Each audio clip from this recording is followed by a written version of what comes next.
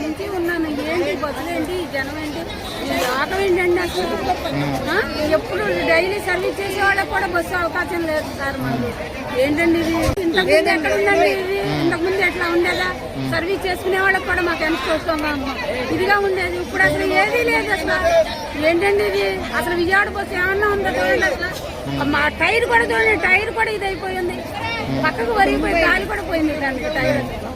ఒక్క మనిషి ఎక్కే బస్సులు 10 మంది 200 మంది దాకా ఉంటుంది. ఏమండి బస్సు ఏంటండి ఇది సార్?